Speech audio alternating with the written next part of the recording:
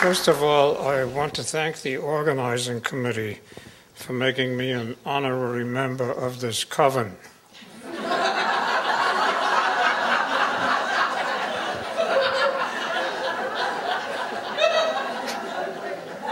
I consider that one of the great achievements of my life.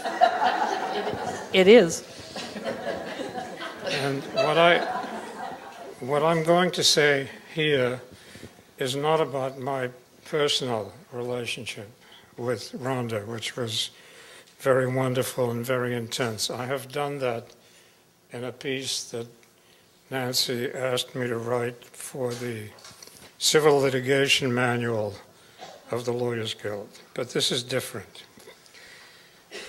So after getting from Rhonda the latest report on her medical condition, I would occasionally end the conversation with, "I'll say an atheist prayer for you." I think she liked both parts of that.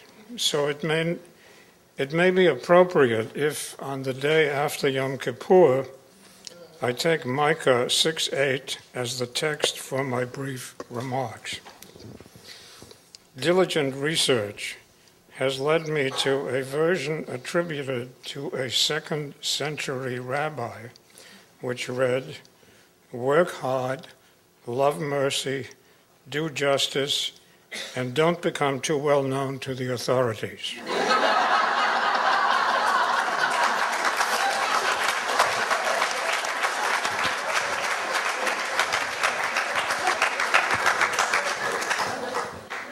Work hard, did she ever?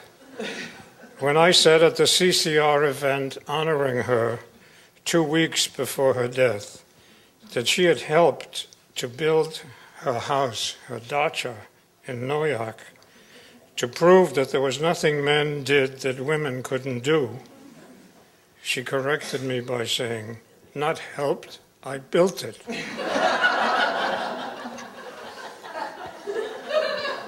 It's true that she was involved in so many things that she didn't always finish every article or book she had promised to write.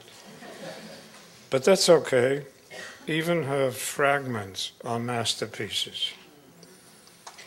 If loving mercy means caring, she was a master at that also. The love and solicitude that she lavished on her ever-changing, ever-growing circle was a wondrous thing to behold and a precious gift for those who received it and gave it back with interest. As for doing justice, that was the core of her life.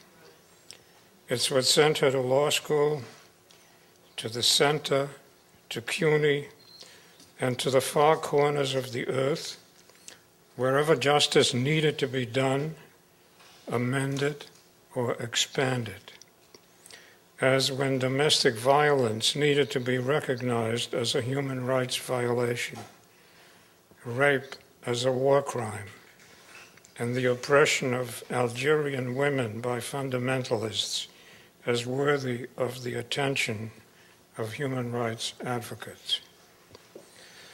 The one part of the rabbi's admonition that didn't apply to Rhonda was not becoming too well known to the authorities. Her modus operandi was just the opposite. Don't get sidetracked when there are important points to be made. Go to the top. That is what made her feared by the defenders of the status quo and in equal measure loved and admired by those who wanted it changed. There was a wonderful phrase by James Baldwin in last Sunday's review of the new book of some of his previously unpublished writings. He said, "Sorrow wears and uses us, but we wear and use it too. So let us wear and use our sorrow at Rhonda's death to continue her work in transforming the face of justice and in caring for each other and for those whom Frantz Fanon called the damned of the earth.